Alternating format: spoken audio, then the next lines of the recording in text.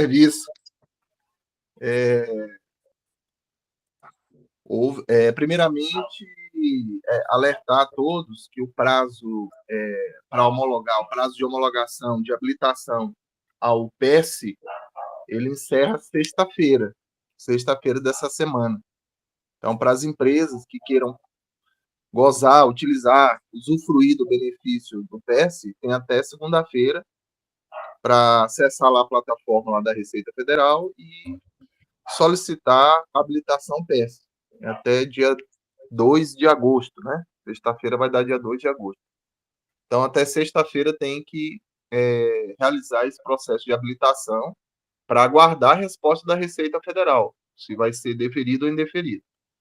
E já trago a reboque aqui um outro assunto. A DIRB já trouxe já os principais impactos. Tá?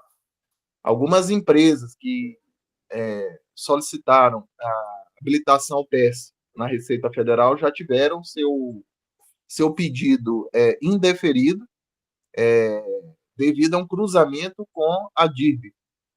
Então, no momento em que algumas empresas entregaram a DIRB, a Receita Federal examinou a DIRB e impediu o deferimento da solicitação de usufruir o benefício do PS.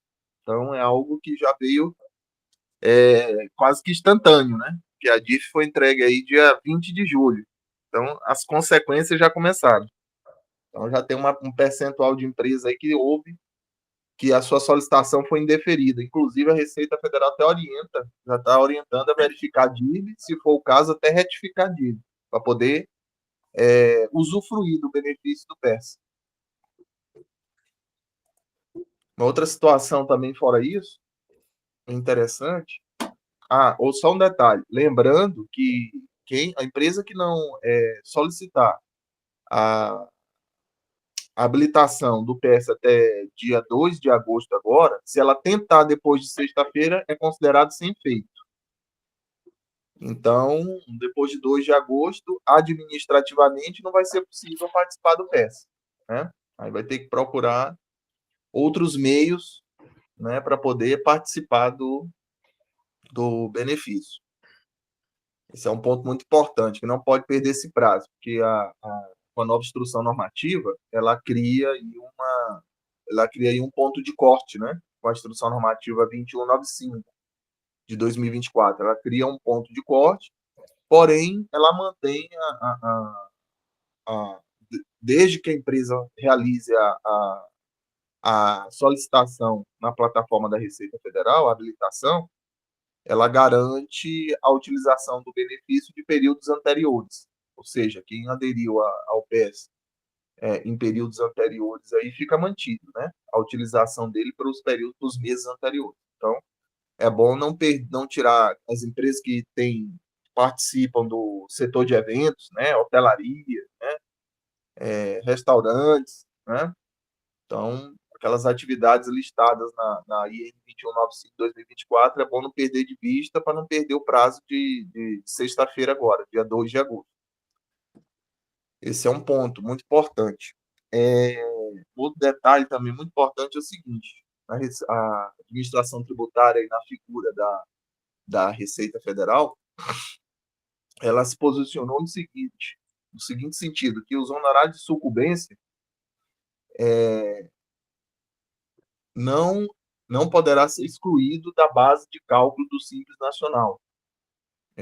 Quem peticionou essa consulta foi uma sociedade de advogados, uma sociedade simples, né, de advogados, peticionou essa consulta, questionando a Receita Federal sobre os honorários de sucumbência, né, que é ali a verba, o rendimento de natureza alimentar, né, pelo exercício intelectual da execução do serviço do advogado, e ela questionou a Receita Federal se esse honorário de sucumbência pago pela parte contrária, pela parte adversa, poderia ser excluído da base de cálculo do Simples Nacional. E a Receita Federal se posicionou, né, que não tem previsão de exclusão dessa receita da base de cálculo do Simples Nacional. Então, também muito importante, porque a lei que trata do Código Civil já estabelece regras nesse sentido, que o advogado ele poderá pedir o honorário de sucumbência. Sim. É baseado em quê que os advogados entraram que o honorário de sucumbência não caracterizava a receita? É porque o que ocorre? Dependendo do contrato, presidente Veraldo, dependendo do contrato da prestação de serviço, ele pode ter sido feito em nome da pessoa física do advogado, como ele pode ter sido feito na pessoa jurídica, né? Vai depender de cada caso. Nesse caso, pressupõe-se, a consulente ela não entrou com riqueza de detalhes, mas pressupõe-se, pelo que ela descreveu, que quem atuava na causa era uma sociedade simples, né? Ela era uma sociedade simples de advogado optante pelo Simples Nacional. Então, o que ocorre? Houve, por parte do sucumbente, o pagamento de honorário de sucumbência, e ela tinha dúvidas a respeito da interpretação do que pode ser excluído da base de cálculo, né, do Simples Nacional. O que é receita bruta para o Simples Nacional? E aí a Receita Federal se posicionou que não é possível excluir os honorários de sucumbência da base de cálculo do Simples Nacional. Pois é, Leandro, mas eu queria saber, Leandro, baseado em quê que os advogados pleitearam isso, velho? Mas é porque é o seguinte, por exemplo, se ele não souber como ele tributa a receita que ele recebe, porque o que acontece? No Estatuto da OAB, ele fala que o honorário de sucumbência é um rendimento de autonomia do advogado, certo? O advogado ele executa a parte vencida, né, a parte contrária, o pagamento dos honorários de sucumbência. Só que o que ocorre? A depender a Sociedade de Advogados, ela entendia, nesse questionamento à Receita Federal, que pelo contrato de prestação de serviços não ser com a parte vencida, com o sucumbente, e sim com o cliente que ela patrocinava a causa, que a Sociedade de Advogados patrocinou a causa vencedora, ela entendia que por essa receita não ser derivada do cliente deles, ela não podia oferecer a receita bruta do Simples Nacional. E aí a Receita Federal se manifestou em sentido contrário. Ela falou que, de toda forma, o produto desse rendimento, ele, por mais que ele seja do esforço intelectual do advogado, a premissa é da atividade econômica do objeto da sociedade de advogados. Então, tanto faz o honorário ser contratual, como ser um honorário de sucumbência, como ser um honorário por arbitramento.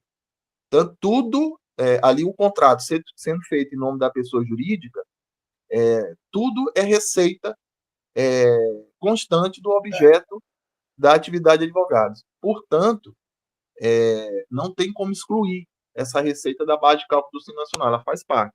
Agora, vale lembrar que tem que examinar o contrato, né?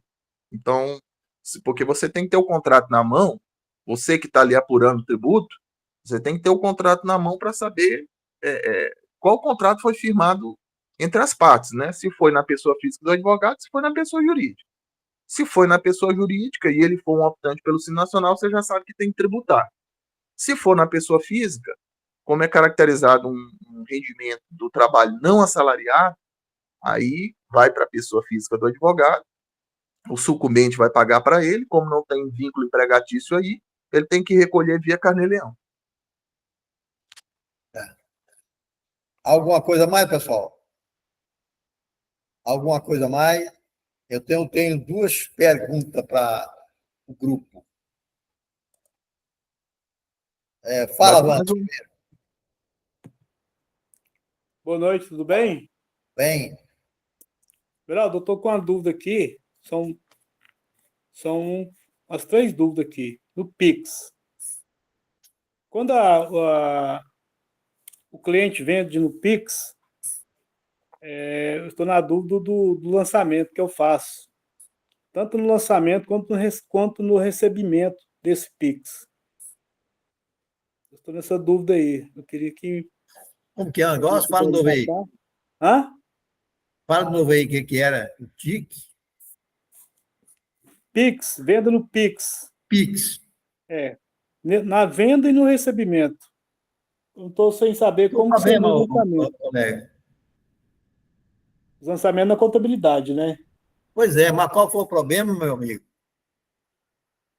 Ué, porque o cliente vendeu, está vendendo via Pix agora. Sim, mas aí significa dizer, quando eu tiro, é uma forma de pagamento pelo Pix, certo? Mas ele é obrigado a tirar a nota normal, ué. Eu tiro aí. Mas o que tem? Ué, pois é, isso vai cair no operador, esse É negócio. venda à Você tá vista, comprando Wanda. aqui? Hã? Geraldo quer contabilizar. Venda à vista. Ué, venda à vista no Pix, ué. É normal, ué. Então, Wanda, é o seguinte, você vai fazer o seguinte, você vai acreditar banco, você vai fazer o lançamento no banco e crédito de venda de mercadoria à vista. Pronto. Pronto, tá fechado, ué. O dinheiro não caiu no banco? Não é à vista? Ô, Wanda, depois você liga para mim, aí eu explico para você lá direitinho, tá? Tanto as compras como as vendas, tá? Tá. Beleza? Oi. Eu falo com você amanhã. Peraí. Fala mais alto, não tô ouvindo direito, não. Deixa eu ajustar aqui, peraí. Doutor Otávio, nessas operações, o banco cobra alguma tarifa desse Pix ou não? No Pix, não. Então, Não. beleza. Você falou. Depende do banco. Peraí. Depende do banco. Depende do banco. O que depende do banco? Tem banco cobrando tarifa de Pix? Tem. É a taxa do banco. A taxa toda a vida cobrou, né? Você tem tarifa especial sobre o Pix. Isso não vi ainda não. Mas tudo bem. Falou? Falou. Ronan, tem outra pergunta, ou Wander? Não, é só que eu descarto esse negócio de Pix mesmo. Tá? O que é? É só sobre o Pix mesmo. Só tem essa pergunta no momento. Então tá. Ronan, quer fazer pergunta, Ronan? Não, eu queria a colocação aí dos colegas, mas eu aqui pensando, eu já mais ou menos descobri o que é. Mas, de qualquer maneira, eu vou relatar aqui, às vezes alguém passou por isso. O cidadão, aí ele comunicou a saída, é importante de pessoa física, ele comunicou a saída definitivamente do Brasil, agora o ano passado. Depois, não foi efetivada, ou melhor, lá fora ele foi para lá, tudo direitinho, mas não conseguiu o objetivo pretendido dele. E a primeira mão ele queria aqui retificar uma declaração dele de pessoa física, a declaração que ele fez aqui de saída definitiva, já retificar a declaração com os lançamentos necessários. E a gente não consegue retificar a declaração dele, porque não tem essa opção de retificar a declaração. Foi apresentada aqui a declaração com todos os lançamentos dele, que ele tinha rendimento aqui, tinha tudo direitinho, mas não consegue retificar a declaração dele da forma que ele pretende, como se estivesse aqui no país. Mas eu acredito, os colegas vão só dizer se eu estou pensando correto, porque eu não tentei ainda isso. Eu acho que primeiro, antes dele fazer isso, ele tem que comunicar o retorno. É isso, colegas? Não tem dúvida. Sem dúvida, né? Porque após ele comunicando o retorno dele, aí vai abrir o canal para retificar a declaração, não é isso? Eu acho que sim. Alguém quer responder do nosso colega? Alguém quer responder? Então, a ideia tua que está correta, Ronan. Você concorda aí, Leandro? Você que é o homem do conhecimento aí, da prática? Quem? Leandro. Declaração de imposto de renda, ele é tributarista, certo? Declaração de imposto de renda, ele não entende muito, não. Mas, Leandro... Não, eu entendo que sim, Ronan. Você tem que primeiro comunicar o retorno dele, né? Porque aí ele volta para a condição de residente, né? Aí deve abrir lá o canal para retificar a declaração dele. Ah, não entendo. Tá bom. Desculpa aí a pergunta aí, sem fundamento, mas como se diz, né? Já estava aqui mesmo, o homem insistiu, eu perguntei só. Ô, Wander, quer perguntar, Wander? Wander? Não, Everaldo, não. Eu Tira a mãozinha, botei a então. mão sem ver. Tira a mãozinha, então. Ah, vou tirar. Nem vi que eu tinha deixado. Bem, a nossa pergunta é o seguinte, gente. Determinada empregada,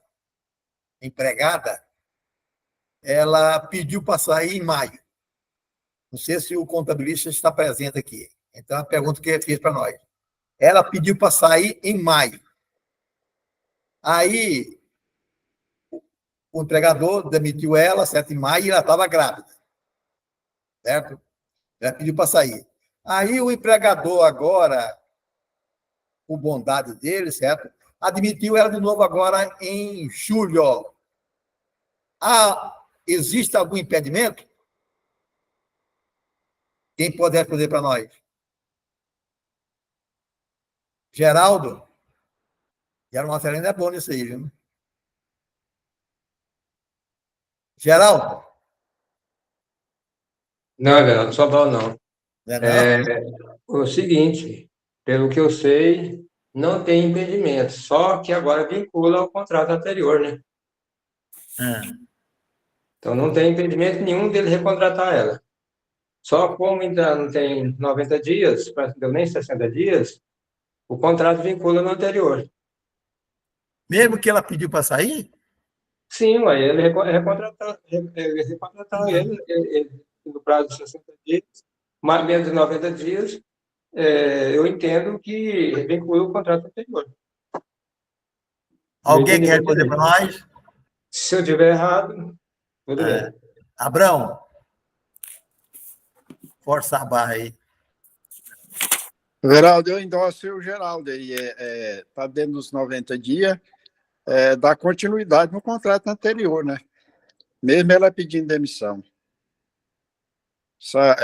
Esse entendimento, a legislação, sobre essa questão dos 90 dias voltar a retorno de trabalho, ela é bem antiga, né? O Geraldo está certo. Mas não é só quando é mandado embora? Não, nas duas situações. Leandro, você tem alguma informação para isso? Presidente Veraldo, é 90 dias para recontratar, tem que ter 90 dias para recontratar novamente. O Eli estava certo, então. O Fábio, você tem alguma coisa, Fábio?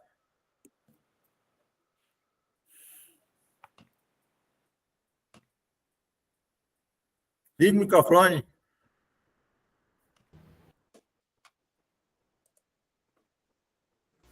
Boa noite a todos. Nesse caso aí, tem decisões e decisões. No caso, por exemplo, o ato das disposições condicionais transitórias lá, o artigo 10, né, ele fala que ela tem estabilidade. Mas como ela pediu para sair, ela renunciou a esta estabilidade de imediato.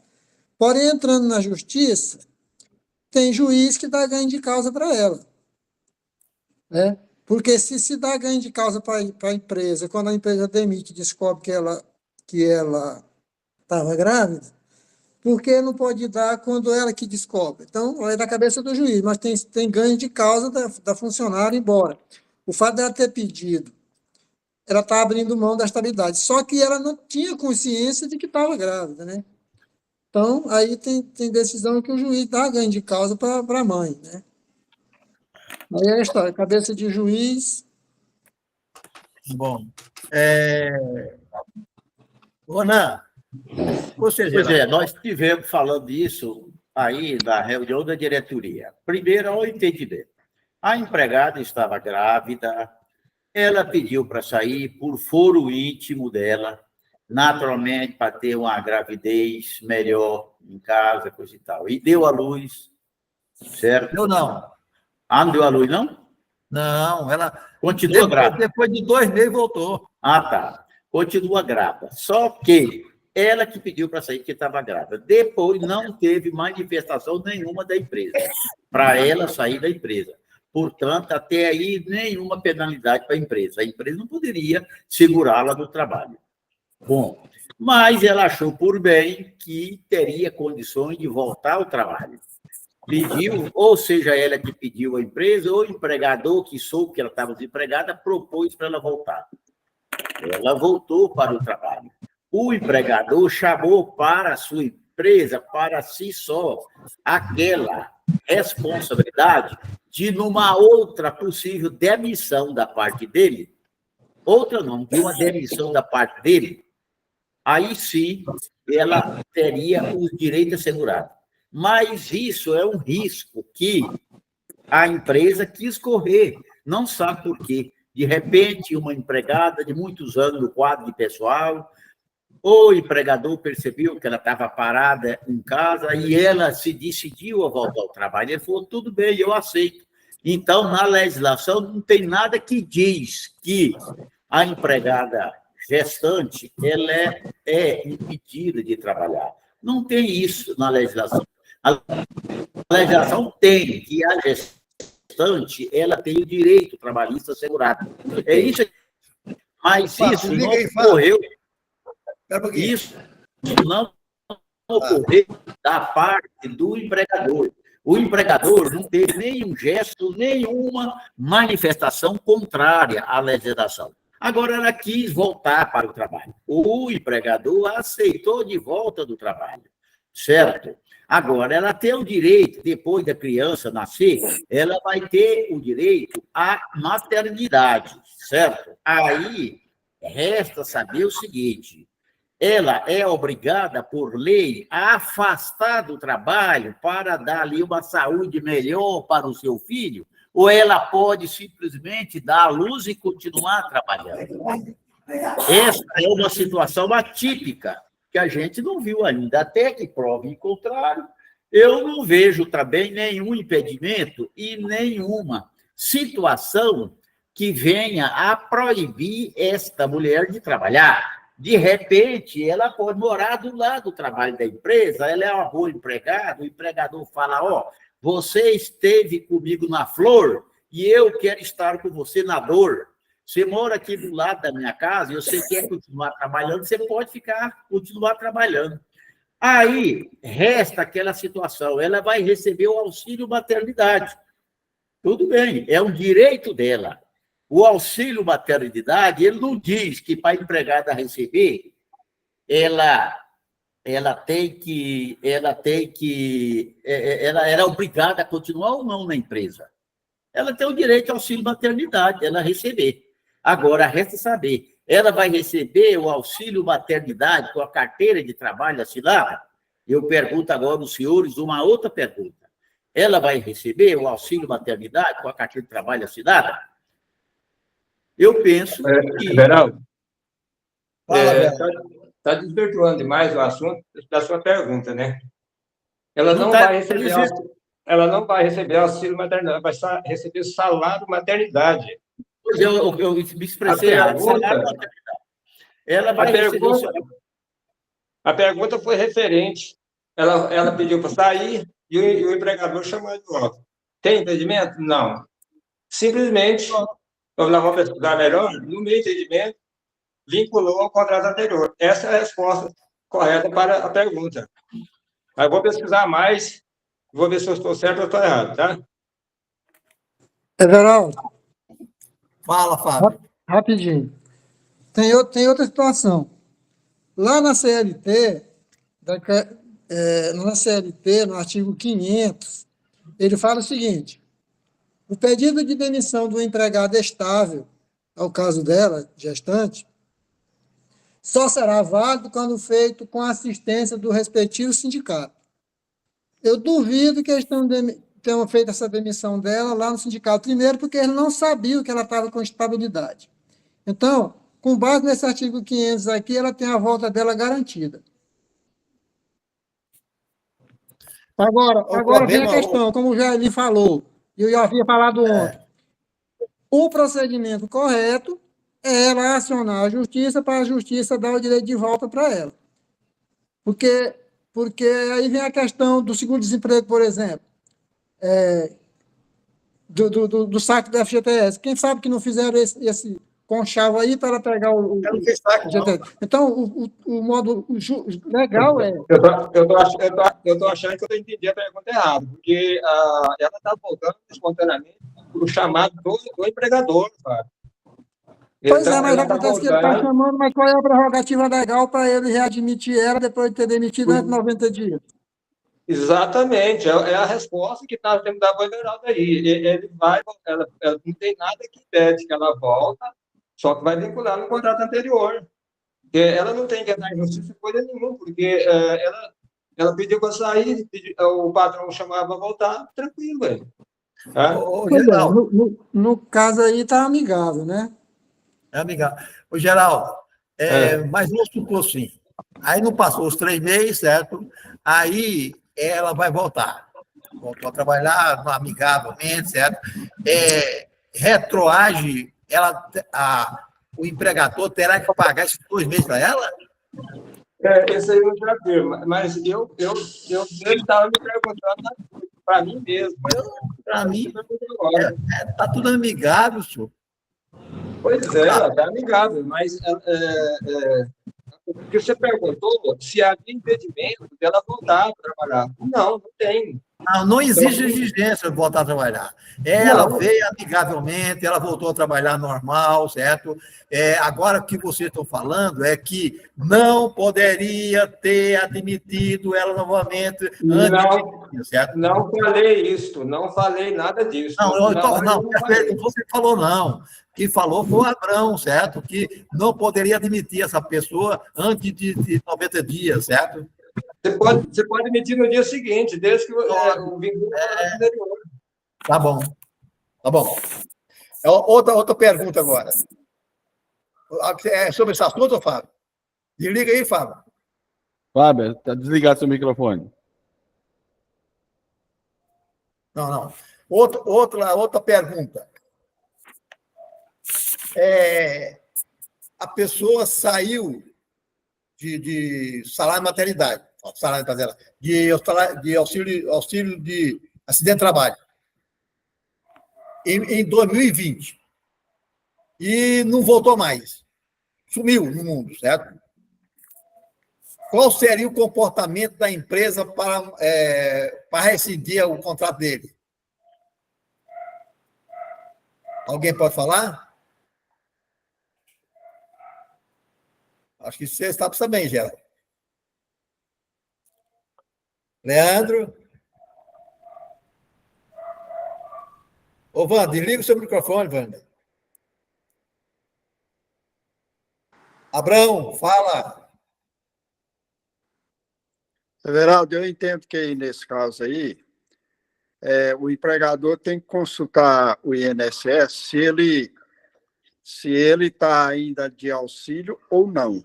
Aí ele vai lá na Previdência, faz essa consulta lá. Se ele tiver de auxílio ainda, recebendo, o empregador não pode fazer nada. Exatamente. Beleza.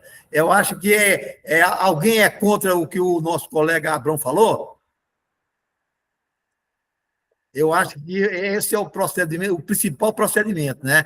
Ir lá mas o advogado chegou, sem falar isso que você falou, Abrão, faz rescisão sem justa causa, pronto. Vai, rescisão com justa causa, olha. Não pode, ele tem que pesquisar. Ele pode primeiro pesquisar na Previdência se ele está recebendo auxílio, se o auxílio dele está em vigor. Principalmente, Everaldo, porque foi acidente de trabalho, né? E ele está pagando FGTS, né? Mesmo após encerrar o auxílio dele, ele tem 1 ano de estabilidade. Entendeu? Então, tem que ir lá na Previdência e levantar lá a situação. A Previdência informa lá como que ele está. Exatamente. Entendeu?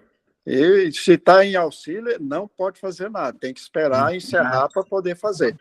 Porque o funcionário está em auxílio, ele não tem a obrigação de aparecer na empresa, né, Verão?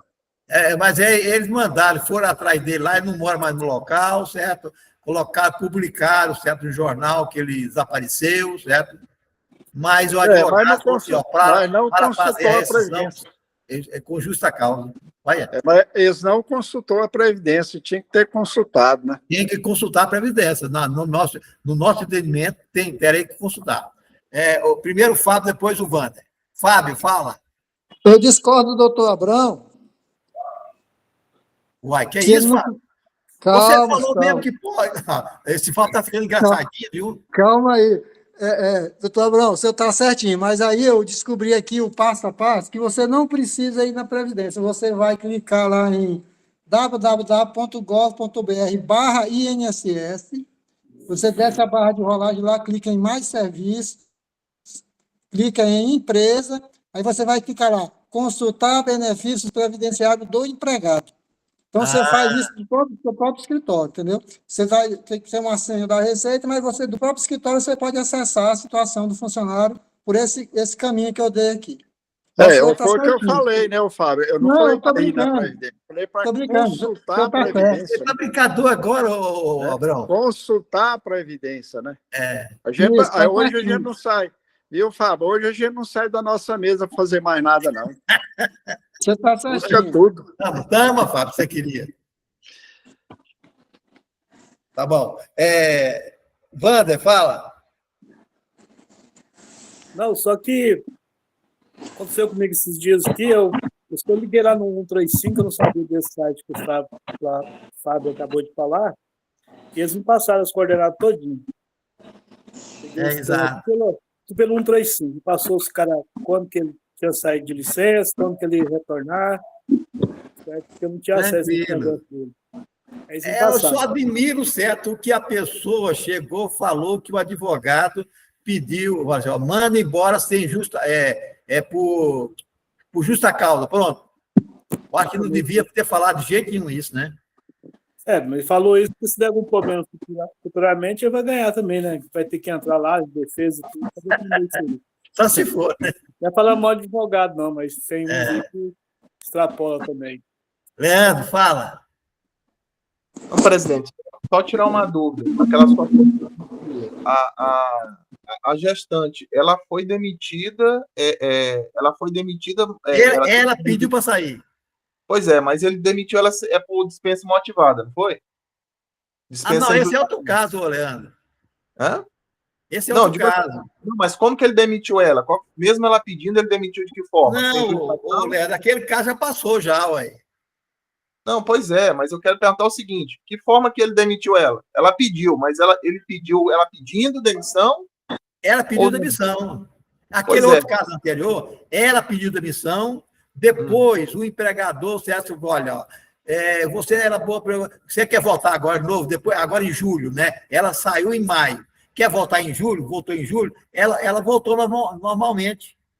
Entendi, mas eu digo assim, na prática, no caso concreto, mesmo ela tendo pedido, ele rescindiu com ela como pedido de demissão ou como dispensa? Foi um pedido de demissão dela. Ah, tá. Então, veja bem, como não tem prazo na legislação para ela atestar o estado dela de gravidez, na verdade, esse aviso prévio, mesmo que ela pediu a demissão e ter constatado depois, não poderia nem ocorrer esse aviso prévio.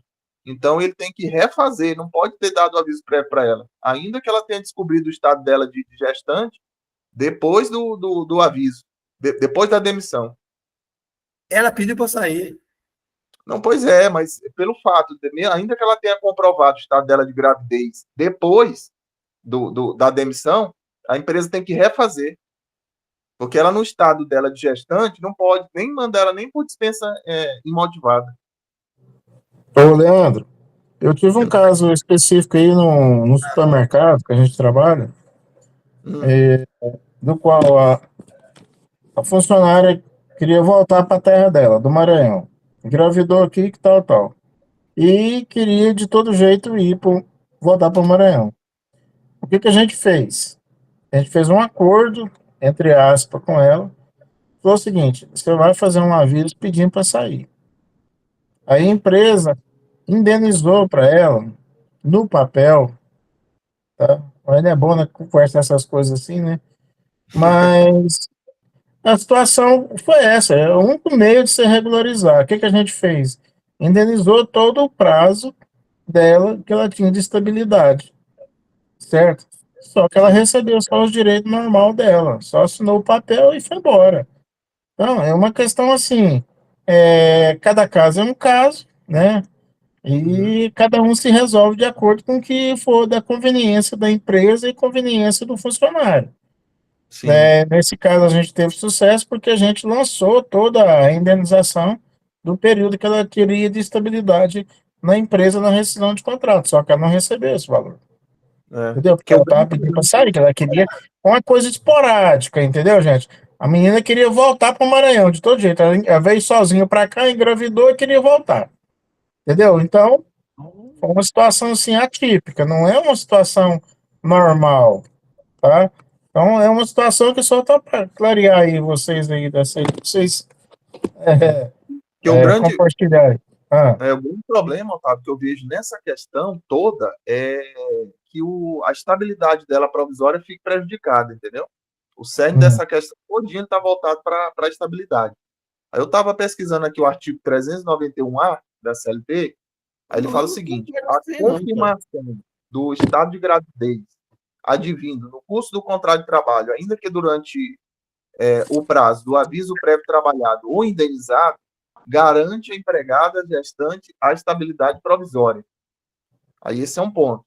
Aí quando você vai nos atos das disposições constitucionais transitórias, quando você vai lá no artigo 10, aí ele fala o seguinte, que fica, artigo 10, inciso 2, fica vedada a dispensa arbitrária ou sem justa causa da empregada gestante desde a confirmação da gravidez até 5 meses após o parto.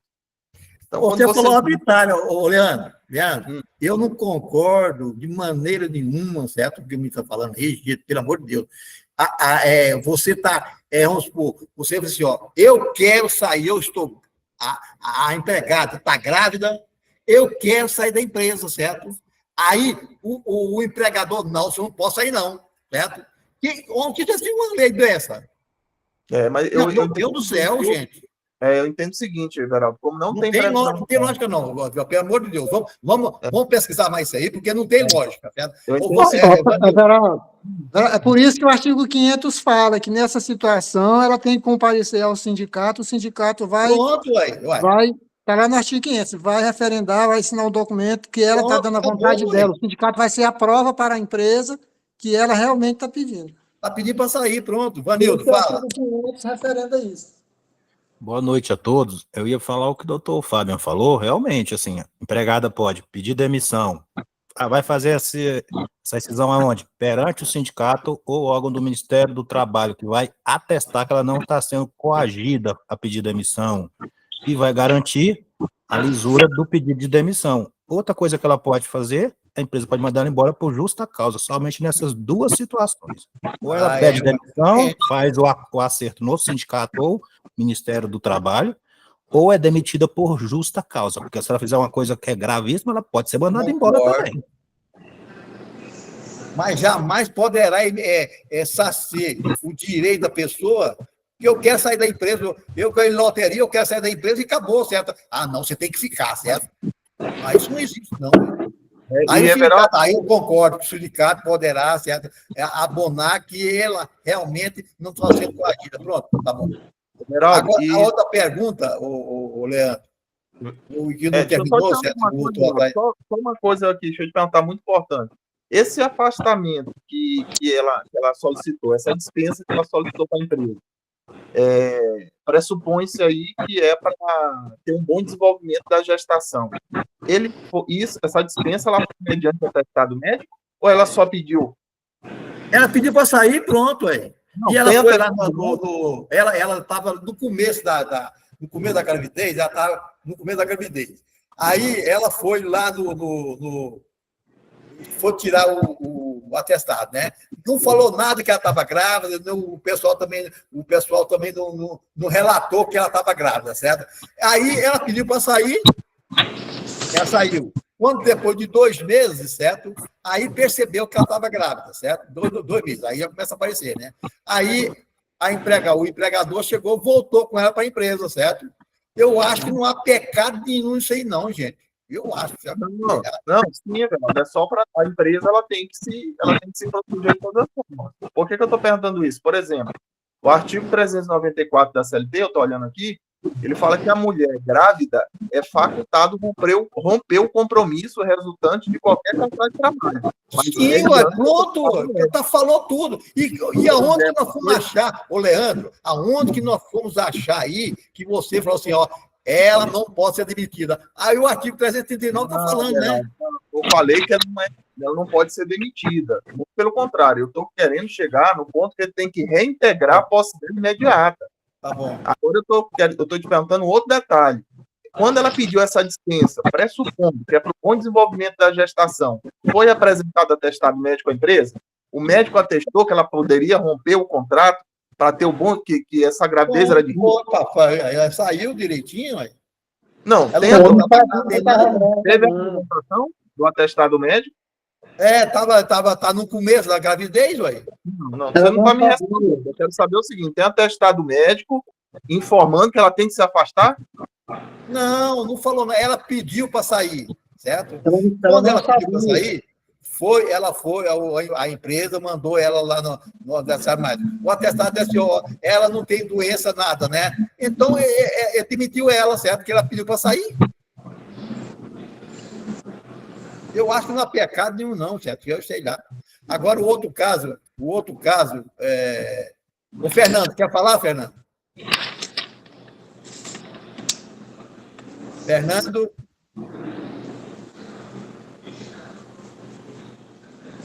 Fernando? Não tem nada aqui. Vou falar.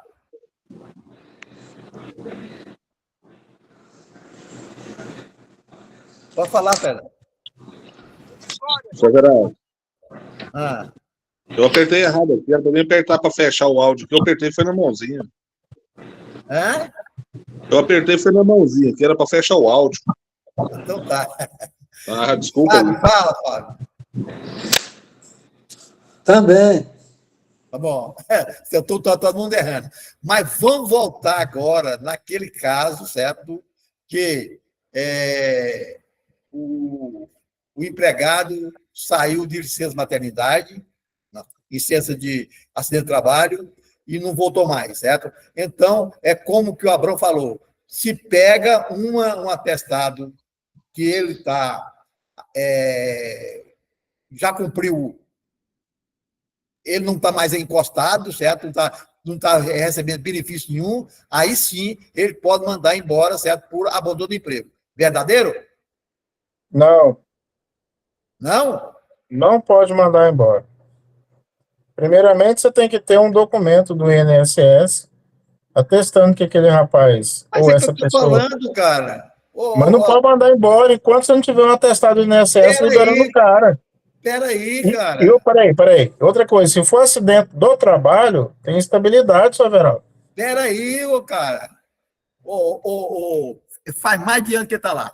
Aí o que o Abrão falou, vai lá no INSS, pega um certificado, certo? Foi o Abrão que falou isso. Pega o certificado que ele está afastado, ele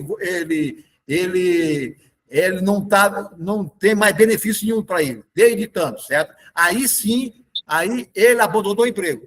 Aí publica-se no jornal que ele abandonou o emprego, dá um prazo para ele voltar. Se ele não voltar, publicou de qualquer jeito por aí fora, não voltou, mandou a R, colocou no jornal, tudo. Ele não voltou, é abandono de emprego. Concorda?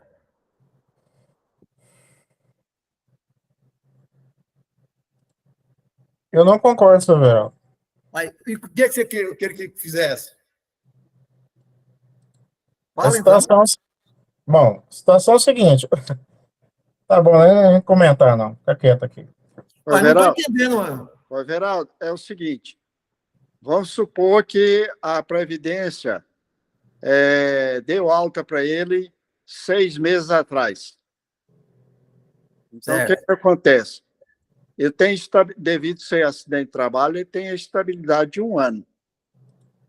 Só após completar, da data que a Previdência suspendeu ele, que deu baixa lá, que ele está apto a voltar ao trabalho, Aí, após um ano, é que a empresa pode tomar alguma atitude. Aí sim, ela vai anunciar no jornal, fazer uma convocação, e se ele não comparecer, fazer a rescisão dele. Eu Mas tem, discordo. a partir da data que o médico considerou ele como apto a trabalhar, devido a esse acidente de trabalho, ele tem estabilidade de 1 ano. Geraldo, eu discordo. Posso falar? Eu discordo também. Bem, vamos ver a ideia do outro aqui. Vanildo, fala. Pô, Everaldo, vamos lá, seu Everaldo, se eu entendi. Se a pessoa está afastada pelo INSS, tá? Nunca mais trouxe documento Acidente de nenhum para a trabalho. empresa, acidente de trabalho. O INSS foi lá e concedeu o benefício como acidentário. Então, a empresa tem como consultar, por mais que ele não traga nenhum documento. Pelo acesso restrito dela, lá a senha do INSS da empresa, ela consulta lá os benefícios concedidos de empregados, registrados no seu CNPJ. Ela viu que Certo. lá já foi cessado o benefício tem alguns meses. Então, Certo. provavelmente esse empregado não entrou com um pedido de prorrogação do benefício, nem está esperando perícia, dependendo da quantidade de tempo que já se passou pela cessação do benefício que foi concedido anteriormente. Ele teria que voltar à empresa, antes de voltar, fazer Concordo. exame de retorno ao trabalho para ver se estava apto. Concordo. Não apareceu. O que a empresa tem que fazer? Mandar a cartinha AR para ele. E outra coisa, não é porque ele está acidente do trabalho, é porque ele tem estabilidade, que ele não pode ser demitido por algum daqueles motivos que dá justa causa. Que lá, estabilidade não se sobrepõe aos motivos de justa causa. Estabilidade é quer voltar a trabalhar e você quer mandar ele embora. A justa causa é para prevenir de você mandar ele embora.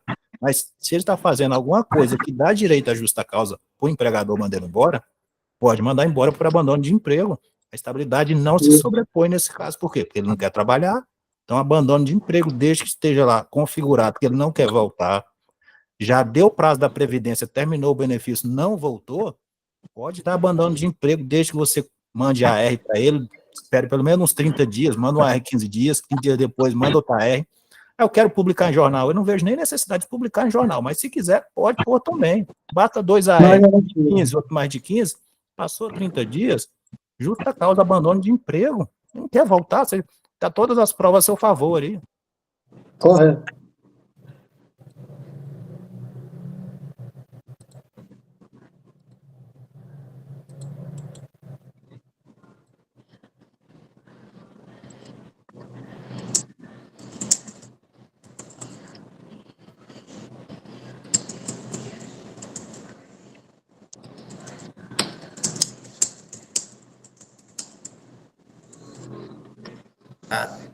João Divino, pode falar. Boa noite a todos. Boa noite. Eu estou registrando uma empresa, Veraldo. Essa empresa está registrada num prédio comercial aqui em Goiânia. Espera um pouquinho, ô, Divino, João Divino. Vamos terminar esse caso aqui, depois eu deixo você falar, tá? Tá. Abrão, é sobre esse assunto? Abrão? Geraldo, eu já tive uma situação dessa. O que nós fizemos na época? É porque quando a Previdência dá o atestado para ele tem um prazo de vencimento, né? Então, venceu, a pessoa não compareceu, a gente consultou a Previdência. O que nós fizemos para ter assim, uma certa segurança? Durante o ano, nós fizemos a folha de pagamento dele, constava tudo como falta, esperamos um ano, quando terminou o ano, a gente fez a rescisão dele e colocou à disposição dele. E esse cidadão nunca apareceu. Tá. Bem, esse assunto já acabou. Quer falar, Otávio? Não. Então, desliga o microfone. Agora pode falar, João. Veraldo, eu estou registrando uma empresa. Essa empresa está registrada num prédio comercial aqui de Goiânia. O proprietário ele é veterinário. Ele passa uma fórmula para a empresa, essa empresa faz o produto dele. Emite a nota de venda. Ele não transita a mercadoria pela empresa dele. Ele simplesmente faz a formulação, a empresa vende o produto para ele e ele faz a venda. Esse produto é pego na empresa onde ele está sendo fabricado.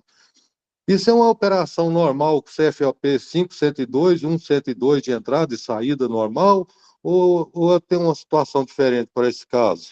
Tem quem pode responder para ou o Geraldo, ou então o Otávio. Ou então o Abrão. Fala, Abrão. Everaldo, tem o CFO próprio para isso aí.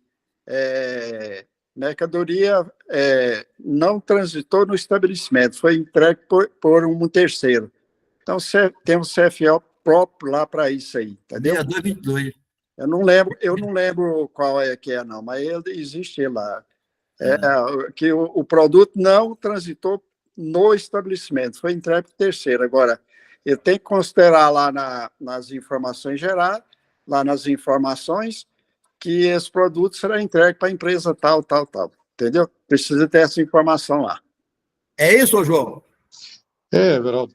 Agora, o outro caso também é na mesma empresa. Por exemplo, esse produto está sujeito ao registro no Ministério da Agricultura, certo?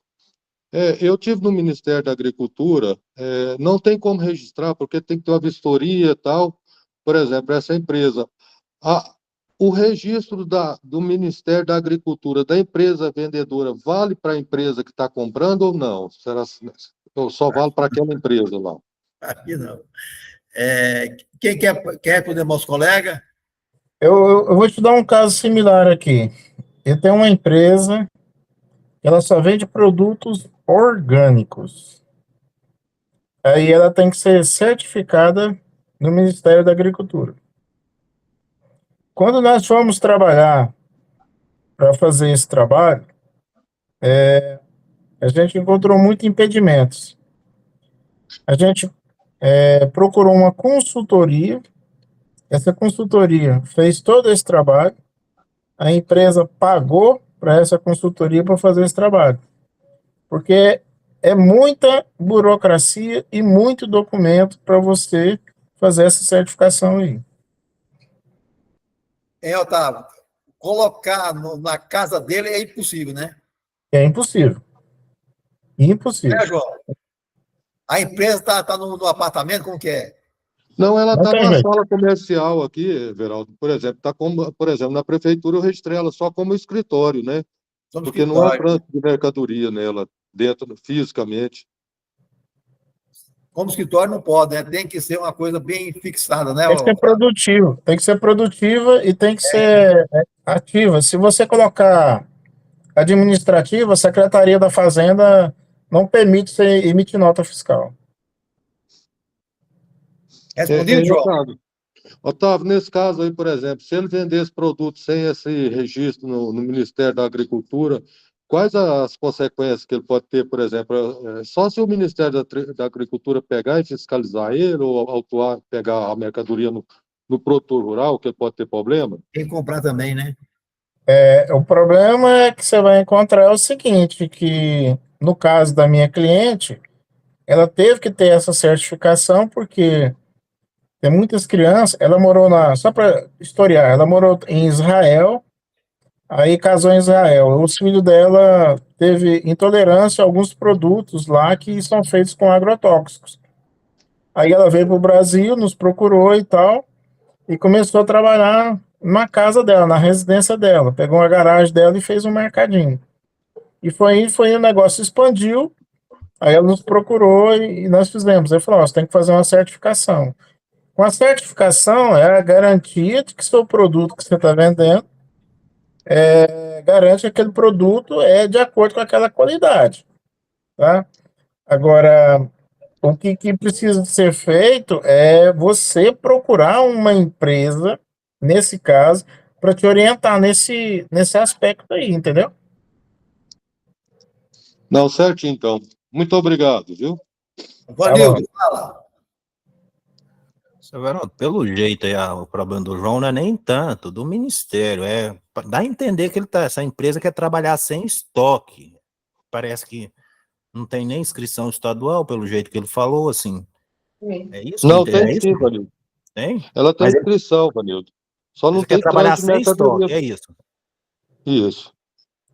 Vai ser bastante complicado, viu? Ele mexer com um produto sujeito a cadastro do Ministério da Agricultura sem ter estoques, sem ter responsável técnico por isso, esses produtos, assim, movimentar, mexer com isso vai ser bastante complicado, viu? Eu também E acho depois, que sim. hein, Divino, você vai procurar, depois vai falar para nós, para a gente ficar aprendendo, viu? Certo, Everaldo, eu vou procurar saber de novo. Eu vou lá no Falou. Ministério da Agricultura amanhã de novo e vejo qualquer coisa eu falo na próxima reunião. Bem, Mas a pessoal, tem questão mais... também, só Verão, só deixa eu dar o pitaco. A questão que acontece é o seguinte, no caso da minha cliente, ela vendendo produto orgânico. E se ela vender para uma pessoa um produto que não é, que tenha, vamos dizer assim, agrotóxico, e o filho daquela pessoa passar mal e morrer, quem vai responder por isso? Entendeu? Então, ela é certificada pelo Ministério da Agricultura de que os produtos dela são todos orgânicos, entendeu? A questão da responsabilidade futura é essa questão aí, entendeu? Tá? É só isso aí, só ter esse cuidado aí de observar isso daí. E realmente, todos os produtos que ela recebe, que ela compra produto do Rio Grande do Sul, do Rio Grande do Sul, Paraná, Santa Catarina, São Paulo e Brasília, que tem umas empresas em Brasília, ali nos arredores de Brasília, que tem esses produtos orgânicos. Ela só compra se a empresa vier com o certificado que aquele produto é orgânico, para ela se resguardar qualquer coisa futura, entendeu? Não, Bem, ótimo, então. alguém mais quer fazer pergunta? Questionar o Geraldo, o Otávio, o Leandro. Vanildo, fala. Não, mas só complementar aí a resposta a respeito do João, do caso dele, porque assim, dá a entender que quem vai fabricar esse produto não é esse cliente dele, o cliente dele assim, tem a fórmula, mas a fabricação parece que ser uma empresa terceira. Então, essa empresa que vai ter que procurar o Ministério da Agricultura para poder fazer o cadastro desse produto, assim, eu acho meio até complicado nessa situação aí, porque parece que ele desenvolve, mas não fabrica, ele só tem a fórmula. O outro que vai fabricar e esse outro que vai entregar para quem ele vai vender o produto. É isso, Vanildo. Por exemplo, ele pega a fórmula dele e entrega lá para a indústria lá em Anápolis. Essa indústria ela vai e faz o processo todinho com a fórmula dele, com os produtos dela, o milho, o sorgo, farelo de soja, essas coisas todinho, entrega para ele pronto, com a embalagem dele. Aí esse produto não transita pela empresa, certo? Aí o meu problema está sendo esse, do registro no Ministério da Agricultura, você entendeu? Entendi. Então você vai ter que procurar uma bem consultoria para poder ver se isso é possível. Eu te falar, eu mesmo eu desconheço essa questão aí de que é como se fosse uma industrialização por encomenda, mas ainda mais de produto sujeito a cadastro no Ministério da Agricultura, inspeção do Ministério da Agricultura, não sei que produto é esse. Ô, João, clareou mais ou menos, né, João? Não, clareou, Geraldo, foi muito bom. Muito obrigado, vocês. Maria Aparecida. Tira aqui. Sim, senhor. Maria, Sim. fala. Pode mudar de assunto? Pode. Já acabou o assunto. É o seguinte, um cliente meu está montando uma hold com um advogado. Aí eu fui lá na reunião ontem, aí o advogado vai fazer essa hold para ele e me falou assim que ele vai passar para mim as cláusulas que ele quer que coloque no contrato. Eu achei estranho, no caso, não teria que ser ele fazer o contrato e somente eu registrar a parte de registro da empresa, da hold? Eu concordo também. Fala, Vanildo.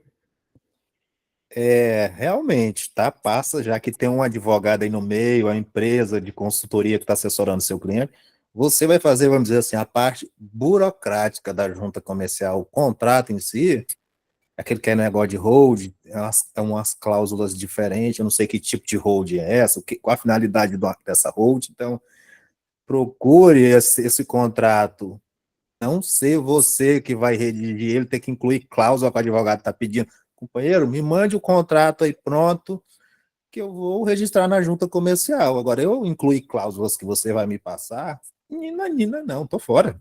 Pule fora disso, porque depois, na hora que der problema, se der qualquer problema, questionamento desse contrato, adivinha atrás de quem que eles vão, né? Sim, foi o que eu falei para o meu cliente. E outra coisa, ele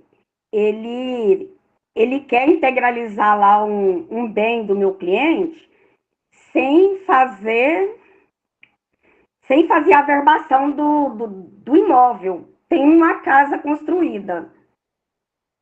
Aí ele quer fazer somente do lote para depois, dentro da hold, fazer a verbação. Também achei estranho, porque pelo que eu já estudei, teria que averbar antes de levar o imóvel para dentro da hold. Não, na E ele verdade, quer isso aí, fazer essa hold. deixa eu te explicar. Eu já vi casos até de a pessoa fazer hold com base só em contrato de compra e venda, mas aí depois, futuramente, vai ter que mexer com tudo que teria que mexer antes no cartório. Isso não vai impedir de constituir a hold, tá? Mas assim, o ideal tá tudo regularizado no registro de imóveis do cartório, mas não impede. Eu posso fazer até com contrato de compra e venda.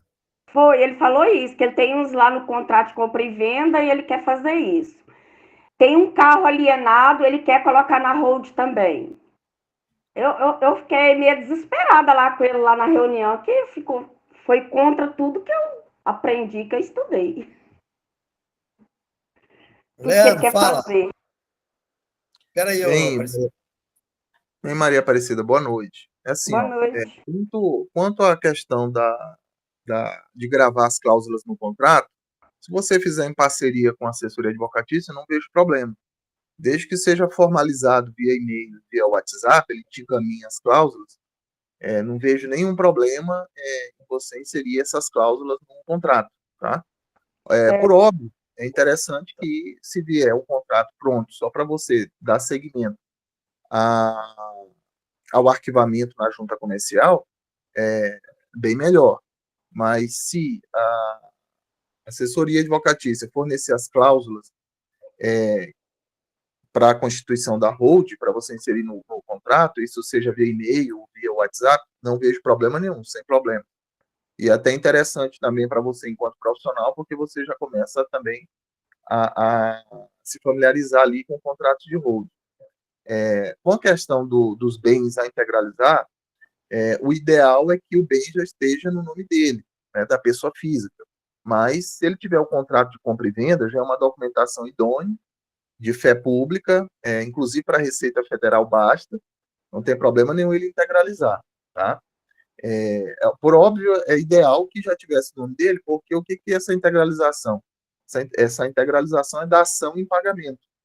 Então, ou seja, em vez de ele integralizar em dinheiro, ele vai integralizar em bens imóveis, em bens móveis, qualquer bem que seja suscetível de avaliação financeira, ele pode integralizar, tá? Agora, eu entendo que o que você vai ter que começar a se familiarizar, começar a ter uma atenção maior, é sobre a tributação dessa hold. Aí você precisa saber, primeiro, qual que é a finalidade da construção dessa hold, porque existe alguns tipos, patrimonial, familiar, rural, administrativa, saber se é só uma questão de proteger o patrimônio, ou só se de proteger o patrimônio. Ela não vai ter movimentação, não. Tá, ele não explora, ele não vai ter nenhum rendimento através desse bem imóvel, tipo, ele não vai alugar, ele não vai prover nenhum tipo de rendimento? Não, ele mora no imóvel. Ah, tá. Então não existe possibilidade dele locar esse imóvel e oferir renda? Não existe. Ah, tá. Então, beleza. É bom você deixar isso ciente, porque depois que tiver feito o contrato, se isso porventura acontecer, vai ter que inserir atividade econômica, tá? Administração de imóveis próprios, para poder realizar a tributação.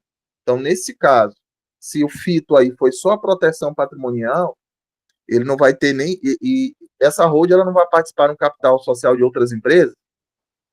Não. Então, a priori, se é só para proteger o patrimônio, essa empresa ela não vai ter nem receita para tributar. Nada. Porque ou ela é uma hold simples, ou ela é uma hold pura, né? Então, assim, tem que tomar cuidado, você tem que orientar ele o seguinte, no histórico atual do governo que a gente tem que tomar muito cuidado com como que a Receita Federal vai enxergar a atividade dessa empresa. Porque a hold, ela tem duas, hold, ela tem a pura e tem a mista. Então, a primeira finalidade de uma hold é participar no capital social de outras empresas a nível de controlá-las. Então, ela participa no capital social para controlar. A receita principal de um tipo de hold dessa é a distribuição de lucros, né? E aí tem um método dela avaliar para receber, método de avaliação por equivalência patrimonial, né? É uma das opções. Mas esse tipo de hold que só participa, a principal receita dela é da distribuição de lucros, né? É a principal receita que ela vai oferir. Agora, a mista, além dela participar do capital social de outras empresas, ela ainda ofere rendimento devido à exploração de determinada atividade econômica, como, por exemplo, locação de bens imóveis próprios, né? Então, é algo que você vai ter que delimitar e orientar o cliente muito bem, porque essa empresa ela vai ficar sem rendimento, ela vai ficar sem oferir nenhum tipo de receita, nem como pura, porque ela não vai participar no capital social de nenhuma empresa, e nem como mista, porque ela não vai explorar a atividade econômica. Então, é algo que você tem que formalizar, orientar o cliente, porque vai se passar os meses e você não vai ter como comprovar a receita dessa empresa.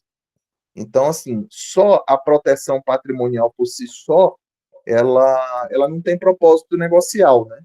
Não tem propósito negocial nisso. Só a proteção do patrimônio, né? Então, e se for o patrimônio familiar, normalmente é comum a empresa hold ela oferir rendimento de locação, né? Então, eu te sugiro você orientar o cliente, formalizar um e-mail sobre essa, entre aspas, inatividade da empresa, que ela não vai oferir receita de lugar nenhum, nem como pura, nem como mista. E nem vai participar no capital social de nenhuma empresa para controlar a empresa. Então, assim, é bom você orientar ela, porque essa condição de inatividade ou sem movimento, ela pode ser questionada junto à administração tributária.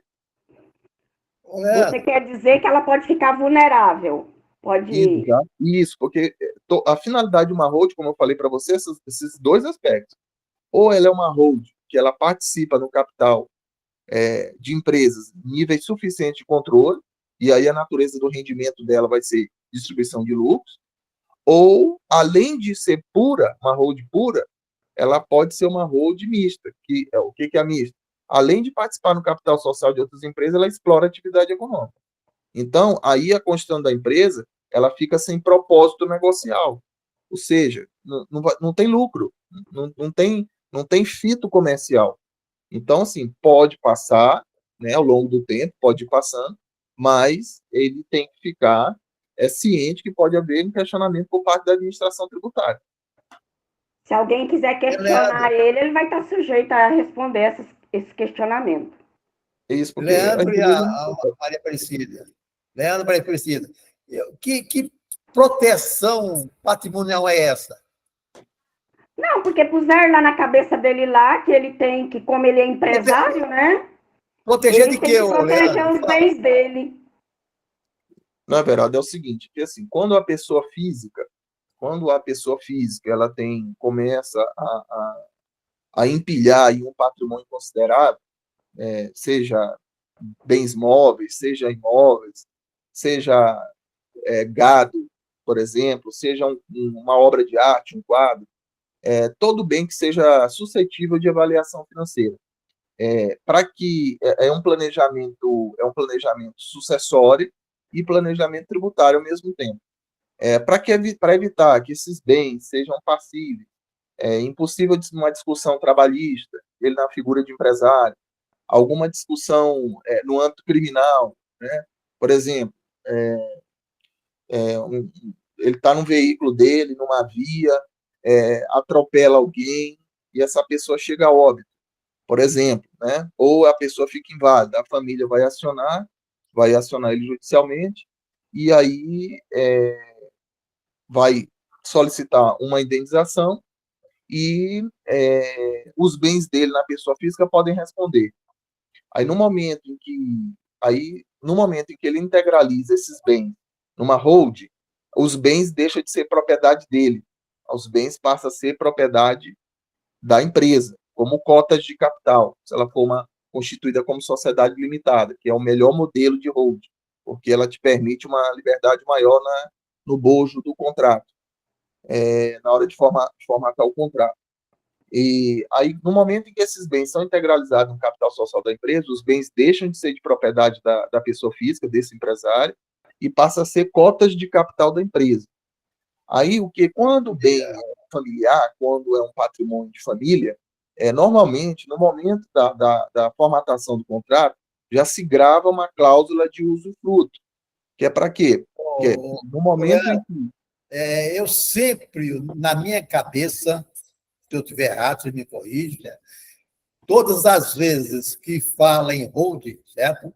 Para mim é trambicagem, certo? Porque é uma pessoa talvez desonesta, certo? Que vai dar turma de outro trabalhista, certo? É uma pessoa que está bebendo e atropela outro por aí afora, certo? Só evitar um prejuízo maior, certo? Aí se caracteriza de fora. Na minha concepção, sempre quando eu falo em hold, para mim, é a pessoa que entra nela, ele tem uma má intenção, certo? Essa é a minha opinião a respeito desse assunto, certo? Agora, não sei se eu estou errado, certo ou não, mas sobre o que fala em hold, eu sempre penso que esse cara que está entrando é malandro, certo? Porque está querendo evitar alguma coisa, certo? Algum males para ir para cima dele. Olha, trabalhista, certo? Olha, se evitar trabalhista, é porque ele quer dar tomba em algum empregado. Se é para evitar atropelamento, é porque ele anda correndo demais, certo? Ou coisa assim, certo? Mas mais ou menos é isso, certo? Eu Everalda, calma, Everalda, calma aí. Esse cliente meu, ele está doente, entendeu?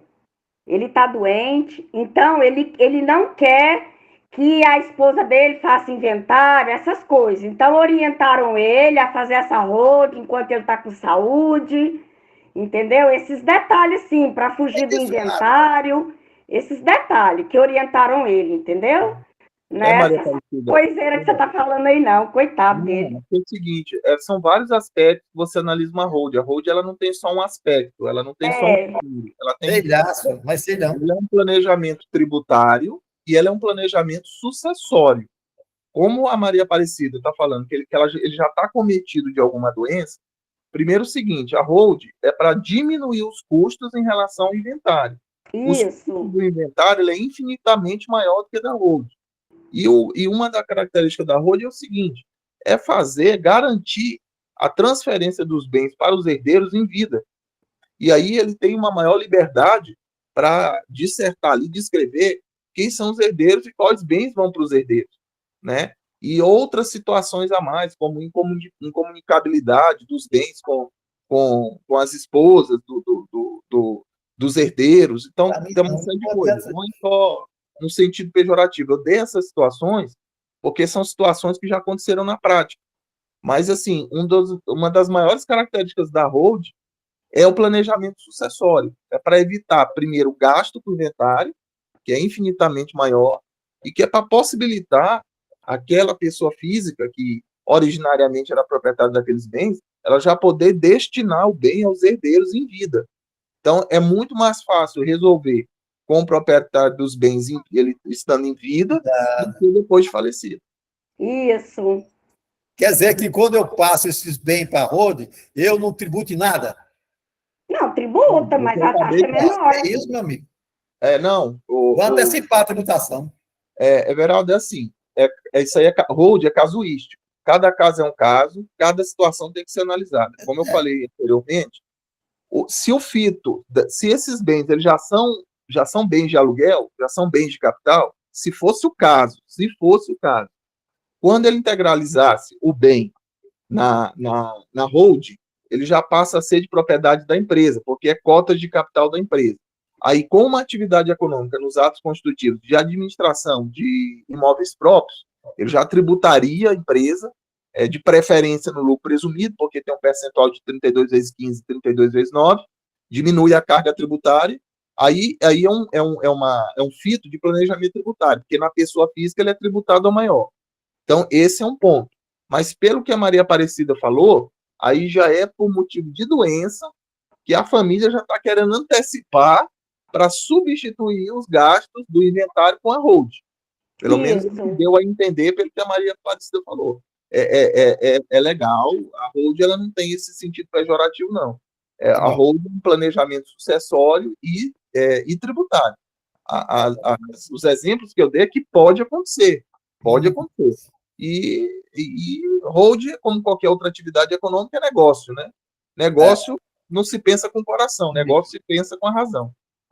Tá brincando. Abrão, fala. Boa noite, Maria Aparecida. Boa noite. Respondendo aí, assim, praticamente que tecnicamente, a questão é o seguinte: primeiro, se a casa estiver já averbada no cartório, não tem jeito de você fazer só do terreno, tem que fazer do terreno e da casa, certo? Certo. Esse é o primeiro ponto. Com relação ao carro, você pode fazer também, mas precisa ter a anuência do agente financiador, certo? Certo. Então, é na prática. Terceiro, como você não vai ter como provar que tipo de receita que provavelmente você vai ter que recolher o ITBI. Entendeu? Porque a hold não isenta você de pagar o ITBI, não. Só isenta se você justificar, dependendo de a receita e a atividade econômica, você consegue a isenção. E essa isenção, se você dá a entrada hoje, só fica pronto daqui 2 anos. Dentro desses 2 anos, você tem que comprovar a receita. Como não vai ter receita, ele vai te cobrar o ITBI. Correto. Vanildo. Eu complementar a respeito dessa isenção, Sobrão, eu acho que a prefeitura não está nem concedendo, eu acho que teve uma mudança de entendimento aí do próprio STF ou STJ, uma coisa assim, que eles estão cobrando um imposto, porque antigamente você pedia isenção, e parece que era até dos próximos 3 anos, eles faziam um acompanhamento, se você não estava mexendo com atividades imobiliárias. Se fosse imobiliária, era devido ao ITBI, se não era devido no momento, a certidão de isenção valeria, e não poderia te cobrar retroativo. E esse entendimento mudou aí do STF, acho que o Leandro está sabendo mais do que eu. A respeito, assim, a parte prática mesmo, da pergunta dela do começo se tem um advogado, eu não vejo por que ele te mandar cláusula. Manda o contrato, ou então, você quer que eu inclua cláusulas? Tá, eu vou pôr aqui no meu modelo padrão, você valide aí o contrato, porque você que é o advogado, você que estudou para redigir contrato, e não eu, contador, mas não pode dizer com essas palavras, né? Tem que ser bastante, assim, passar óleo de peroba, encebar e dizer, olha, tá aqui o contrato, conforme as cláusulas que você pediu para incluir, veja aí, dá uma lida e confirme, ou tem que mudar alguma coisa, já que ele que é o advogado, né? É a questão do contrato, que é a sua pergunta aí, se é você que tem que fazer ou ele só te manda as cláusulas. Isso. Ele disse que vai me mandar as cláusulas para me inserir no meu contrato. E vai inserir as cláusulas que ele precisa, que tenha no contrato, que consta no contrato. Aí você faz isso aí e manda ele assinar para você e pronto. Sim, é o que eu pretendo fazer. Ivanildo, você tem razão. Tem alguns municípios que você consegue essa isenção, no caso de integralização em empresa ou road, seja lá o que for, só mediante liminar, entendeu? O município de Rio Verde, por exemplo, não aceita nada. Aí o advogado tem que entrar com a liminar, aí vai discutir a decisão dessa liminar, entendeu? E vários municípios do estado de Goiás estão seguindo o Rio Verde nisso aí. Eu não sei se Goiânia e Aparecida, os municípios do entorno de Goiânia, já estão com essa exigência só através de liminar, entendeu? Outra pergunta. Fala. Maria Aparecida, é o seguinte, o ITBI, administrativamente, a prefeitura vai te cobrar, mas se você acionar judicialmente, aí você prospera isso, porque o Supremo Tribunal Federal já julgou inconstitucional a cobrança do ITBI. Correto. Tá? Agora sim, voltando de novo ao assunto, veja bem, Maria Aparecida, como você na sua profissão, que você foi formado, você está num ambiente de negócios, às vezes a condução ela é mais importante. Por quê? Você tem que mostrar segurança para o seu cliente. A inserção de cláusulas no contrato, sendo que a assessoria advocatícia vai te fornecer essas cláusulas via e-mail ou via WhatsApp, ela só vem a acrescentar na sua relação jurídica contratual com o seu cliente, tá? Então, assim, não tenta fugir disso, fugir dessa situação, porque comercialmente, para você tem que pensar negócio também, você não pode pensar só tecnicamente, porque os profissionais estão pensando tecnicamente, o mercado está expulsando. Então, assim, se tiver bem conduzida a situação, a assessoria advocatícia te encaminhar as cláusulas.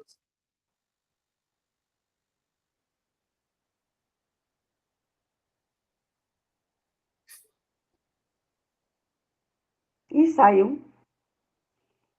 Deve ter clicado em algum lugar errado. Parece... Ô, Leandro, acho que caiu, só está com a conexão aqui. E aí, pessoal? Fala, Vanildo.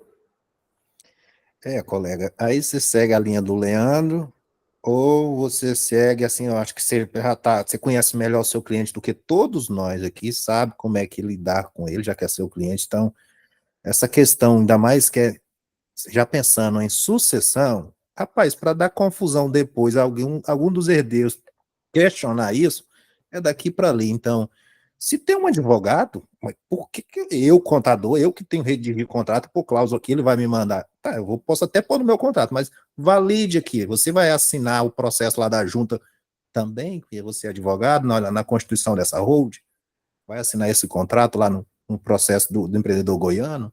Então, assim, você tem que se resguardar disso, porque amanhã ou depois vai falar. Quem redigiu esse contrato juntos, né?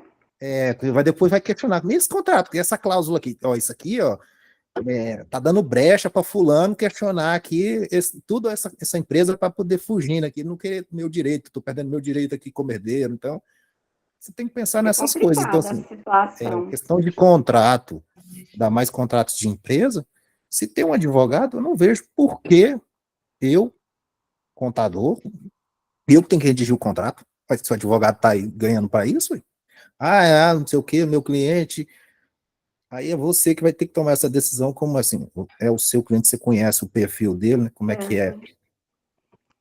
Outro detalhe é que ele falou assim que, ao invés do meu cliente transferir os bens para os filhos, para depois levar para dentro da hold, ele diz que pode fazer direto, porque ele quer que a hold seja no nome dos filhos e não dele. Tem jeito disso?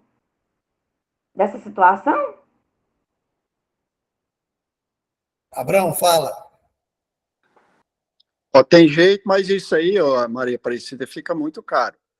Então, ele faz a integralização, tá certo? Ele constitui a empresa, depois ele vende ou transfere as cotas para os filhos. Faz uma alteração contratual, ele vendendo ou fazendo uma transferência, doação. Se você fazer como doação, é 8%, né, de imposto. Se você fazer como venda, fica só 2%. Então, primeiro você constitui, porque se fazer desse jeito aí, passa para os filhos. Os filhos tem imposto 2 vezes, né, Veraldo? Abraão, mas os filhos têm dinheiro para comprar? Ué, Veraldo, então faz doação. Doação é 8%. Entendeu? Então, ele constitui os bens dele, a empresa, depois você faz uma alteração, ele transferindo as cotas para os filhos. Entendeu? Porque se você for fazer, transferir os bens para os herdeiros, depois os herdeiros entrar aí você vai pagar 2 vezes ITBI, vai pagar 2 vezes custo de cartório, sendo que você não precisa fazer isso, tá certo? Ele falou para poder doar direto para a hold, sem precisar passar pelos filhos. Exatamente. Ele integraliza os bens dele todinho na hold, primeiro. Após fazer tudo isso, aí o que ele faz? Ele faz uma doação ou uma venda para os filhos. Aí faz a alteração na junta comercial e pronto, transfere as cotas, né? Entendeu? Como os filhos é de menor, aí ele vai administrar com ressalvas lá na hold. Aí é de menor, eu tenho que ter o tutor, né? O tutor tem que Isso. assinar por ele, né? Tá certo? Então não tem problema, não tem problema isso aí, não. Ok. Ô, Aparecida, uma pergunta, gente. O Leandro, o Vanildo, agora vamos supor que ele passa direto para a hold, certo? Aí, o que vai acontecer, Leandro? O homem morre, certo? Ele está doente, vai morrer. Aí, quando esses filhos assumirem essa holding, certo? Que acho é a herança deles, ele vai pagar o imposto sobre herança? Sim, Everaldo. Na verdade, o TCMD ele é em dois momentos. O TCMD ele incide em dois momentos nessa questão. Se for gravado cláusula de usufruto, no momento que ele for, no momento da transmissão da cláusula do usufruto, no momento da transmissão dos bens, pague TCMD, e no momento que ele falecer, também pague TCMD. Pois é. Fora da holding. E o que adianta? Everaldo, é Vai porque pagar assim, teu imposto ali do mesmo jeito? não, Everaldo, é porque assim, sempre vai ser mais barato que o inventário.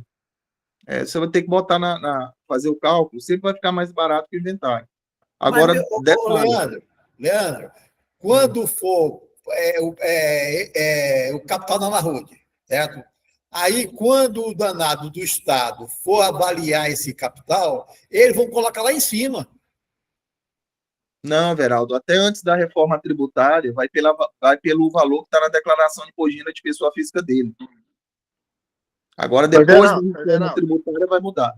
Geraldo, isso aconteceu com você aí naquela situação lá que você teve que arrumar, né? Agora seu escritório foi avaliado no quê? Lá em Pois cima. Pois né? é isso que eu estou pensando. Se eu tivesse uma roda aqui, aí me avaliaram o escritório. Um escritório que tem uma receita de 20 mil, me avaliaram por 1.800.000, ué. Não, vai tributar pelo valor que está na declaração. Vai tributar pelo valor que está na declaração de imposto de renda de pessoa física. Porque Mas o valor. O Estado foi lá e meteu o cacete em mim lá, não teve. Aí era melhor pagar do que entrar com a defesa. Eu sabia lá quando vai sair isso. Eu só sei que eu paguei lá nada, 40 mil reais. Agora um detalhe, viu, Maria Aparecida? Independente se for de menor ou não, veja bem, nessa holding, enquanto o sócio ele não vier a falecer, ele vai administrar a sociedade normalmente, viu? Se tiver lucro, recebimento de lucro, ele vai receber os lucros. Se tiver assembleia, ele vai ter direito a voto. A parte administrativa todinha vai continuar. Isso só vai cessar depois que ele falecer. A cláusula de usufruto para os herdeiros dele é só depois do falecimento, não é enquanto em vida, não. Então, independente aí se for de menor ou não, independente, ele vai continuar administrando bem. A ideia é só quando ele falecer. Isso. Pois é. Quando ele falecer, esses bens vai passar para os herdeiros, certo? Ele não vai pagar o imposto de transmissão? Vai, Veraldo, vai pagar o TCMD, mas igual eu estou te falando, se você for comparar essas custas com a custa do inventário, é muito maior o inventário, a despesa é muito maior. Registro do inventário, dos bens, é muito maior. Fala, Vanildo. Eu queria estar tirando uma dúvida com o doutor Leandro aí, já que nesse caso aí, se ele vir a falecer, como tem menores de idade e o bem a inventariar vai ser cota de capital, isso não vai ter que ser na justiça esse inventário, não? Não, Vanildo, não, porque assim, se ele determinar tudo no contrato, no bojo do contrato, quem que vai ali ter a tutela do de menor, por isso a orientação de fazer sociedade limitada, de natureza jurídica limitada, porque você tem uma maior liberdade na hora de escrever no contrato. Então, todos esses pormenores ele já coloca no contrato. Coisa que lá no inventário, depois ele falecido, fica complicado. Não, eu entendi. Pelo que ela falou no começo, falou que é uma casa e um carro. Será que compensa isso tudo? Já pôs no ponta do lápis o gasto disso tudo, só por causa de uma casa e um carro? Assim, normalmente se faz isso quando o patrimônio da pessoa é grande, tem um patrimônio considerável. Concordo, mas assim, é uma casa e um carro só? É isso mesmo? Eu tô achando meio exagerado. Eu também achei, né? Já falei para ele já. Ia gastar muito com pouca coisa, mas eles querem. Não, mas hoje você faz hold até para um apartamento. Se você tiver só um apartamento, você faz hold. Tô que falar Mas para ele. Maria Aparecida, Oi. eles não respeitam aí o parecer do contador. Eu fui consultado aqui, eu tenho um cliente que tem umas fazendas, tem duas fazendas aqui em Hidrolândia, uns lotes aqui na Avenida Castelo Branco. Patrimônio, resumindo, 50 milhões. Aí, o filho preocupado, que o pai já tá com câncer e tal, né? Como é que nós vamos fazer aquilo? Eu falei, vamos arrumar um advogado. Eu falei, não, tem meu primo que é advogado. Então, vamos lá conversar com ele. O advogado falou assim, primo dele, ele falou, olha, por ser uma questão familiar, eu não vou mexer nisso, não. Mas eu vou te dar as dicas. Você vai fazer isso, isso e isso. Tá legal. Foi feita a orientação através desse advogado, por ele ser da família e tudo e tal. Acontece que o patriarca não quer fazer, entendeu? Ele tá achando que vai envolver muito dinheiro. Porque quando envolve uma holding, você tem que transferir o patrimônio do CPF para o CNPJ da holding. Então você está fazendo uma antecipação do inventário futuro. Acontece aí que muitos esquecem que você tem aí a cota do advogado, né? O advogado não vai abrir mão de 20% do valor do patrimônio no inventário. Então, a economia, talvez, seu Everaldo, que o senhor está falando que você não está vislumbrando aí uma economia, poderia ser essa aí, essa cotação do advogado no inventário, quando ele avaliar o patrimônio e ele for receber 20% do patrimônio no inventário. O que acontece? Agora, num sistema de consultoria para fazer uma holding, o valor já é menor, entendeu? Aí tem advogado que cobra 1% do valor do patrimônio, 2% até 5% do valor do patrimônio para fazer uma holding.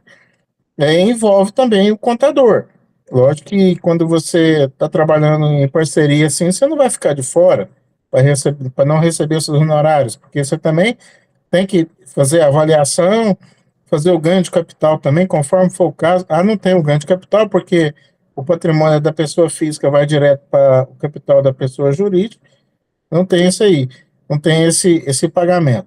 Então, a gente tem que fazer uma análise caso a caso. Agora, no seu caso aí, igual você está falando, uma casa e um carro, eu também acredito que uma holding aí, nesse caso, não seria nada conveniente. Eu faria o seguinte, nós temos um exemplo na família, da minha família, em que nós não vamos esperar o inventário. O que a gente vai fazer? Essa pessoa que é o patriarca, ele vai fazer a venda do patrimônio para os herdeiros, para fugir do inventário, fazer venda. Venda é venda. Logicamente, essas pessoas que estão recebendo esse patrimônio têm essa condição de receber isso aí perante um imposto de renda pessoa física, certo? Então, vai fazer venda. Nós não vamos esperar o inventário futuro, entendeu? Então, é uma questão, assim, de fazer uma análise e ver toda a parte tributária. Eu mesmo que estou trabalhando nessa situação, eu estou vendo que o patriarca vendendo os patrimônios para os herdeiros vai ser muito mais econômico e em termos de economia, em termos de financeiro, para todos que estão envolvidos nessa situação. Porque eu não vou esperar essa pessoa vir a falecer para depois eu ter que pagar 20% do patrimônio para o advogado. Já é um ganho que você já teria. Logicamente, tudo isso tem que estar harmônico entre todos que estão envolvidos nessa situação. Se não tiver a harmonia nisso daí, não tem como você fazer. Então, a gente está trabalhando nisso em uma situação familiar que a gente tem, entendeu? É um patrimônio até considerável.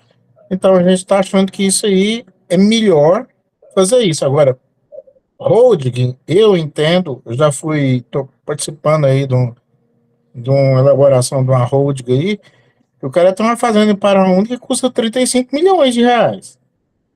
Aí nós estamos envolvidos com isso aí, nós estamos trabalhando, ajustando todas as coisas dele, porque eu fazia a declaração de imposto de renda dele. Quando ele chegou na situação, uns 3 anos atrás, na plantação de soja, que ele fez a locação e começou a ter rendimento de soja na fazenda, a fazenda dele triplicou de valor. O Abraão Rincon sabe disso aí, ó. Ele trabalha mais nessa área aí. Quando o pessoal começa a ver que o cara está produzindo soja ali naquele local ali, a sua propriedade tem uma valorização estupenda, entendeu? Então é isso aí, tá? Mas aí no caso, esses aqui, os menininhos, né, eles são novinhos ainda. Então não daria para poder fazer a venda, igual você está falando, e distribuir. E a casa dele lá não é baratinha, ela vale acho que 1,5 milhão, ele falou, é uma senhora casa. Faz doação. Oi? Faz doação. Faz doação. Aí é o que tá. Só que ele quer colocar dentro da hold. Colocar na cabeça dele que ele tem que fazer uma hold, ele quer a hold.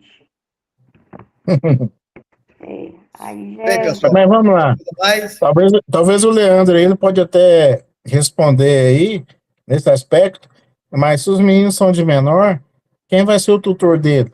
Vai ser a mulher, né? A mulher se ele vier a falecer, a tutora dos meninos aí, né? Vai ser a esposa dele, no caso, né? Isso. E aí, quando você for fazer tudo isso daí, aí vai ter o seguinte, se for com a hold CNPJ, você vai ter, você tem a possibilidade, vamos dizer assim, de remanejar as cotas de capital dentro da holding, né? Certo? Porém, o que acontece? Como é de menor, eu acredito que ele vai ter alguma dificuldade em função dessas crianças aí serem de menores, né? Entendeu? E aí, o que Ela acontece? vai ser só a tutora, ela vai só administrar quando vier, se aconteceu a fatalidade aí. As Pois cotas é, vai ficar tudo para os meninos. vai ficar toda para os meninos. E aí, o que acontece? Ela não pode fazer nada enquanto eles não completar 18 anos, a não ser que faça a emancipação aos 16, para que eles possam fazer esse trabalho aí de remanejamento de cotas, né? E vem que essa mulher venha falecer também, né? E aí? É complicada essa situação. Então, acho assim, cada caso é um caso. Eu procuro sempre optar pela parte mais prática da situação. No caso desse que deu o exemplo da minha situação familiar aqui, o patriarca vai fazer a venda dos bens dele para os herdeiros, para não ter, e não tem usufruto, ele vai vender e tal, e vai ficar com um bem dele imóvel, onde é o apartamento onde ele mora. Então, o que acontece? Então, a gente já sana todos os problemas futuros, entendeu? Para frente. Logicamente que lá na frente, daqui 10, 20 anos, 20, 30 anos aí, nós poderemos ter um problema aí, né? Conforme vai vir a reforma tributária aí agora, porque na venda de imóvel também o governo está tributando 26,5% na venda de imóvel. Não sei se vocês sabem disso daí. Já teve uma audiência lá no Congresso Nacional e foi defendido por algumas pessoas aí lá, o Felipe Guerra defendeu essa situação lá também, entendeu? Que acontece o seguinte, daqui 2033, quando vier efetivamente a reforma tributária estiver em vigor, o que vai acontecer? A venda de imóvel vai ser tributada em 26,5% e vai ter um redutor só de 40%. Como é que você vai trabalhar com isso? A gente tem que trabalhar agora nesses dois sentidos, né, Leandro? Porque agora é a reforma tributária, a partir de 2026 ela começa a ser implementada no nosso país. Então a gente também tem que olhar com esse foco na reforma tributária.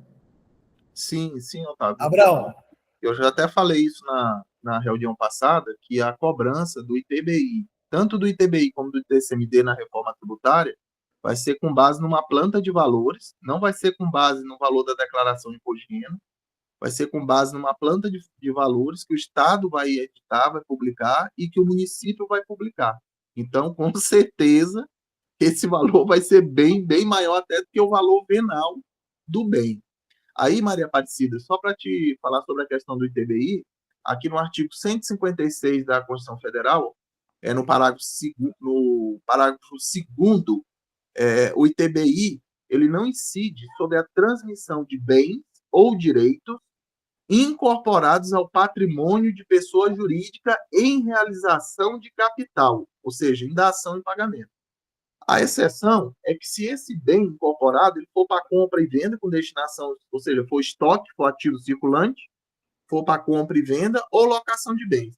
Como você falou que não é nenhuma coisa nem a outra, aí fica mais latente para a prefeitura, que a prefeitura ela pode até cobrar administrativamente, mas judicialmente ela vai perder, tá? Porque a exceção, a regra aqui, é só se essa integralização com os bens tivesse fito também, explorasse uma atividade econômica, ou de compra e venda, ou de locação, ou de arrendamento mercantil. Como não vai ser nada, apesar da Receita Federal não enxergar isso com bons olhos, mas aí do ITBI está fora. Ainda que o município de Goiânia ou qualquer outro município ele venha cobrar administrativamente, mas judicialmente você vai prosperar porque o Supremo Tribunal Federal já julgou inconstitucional.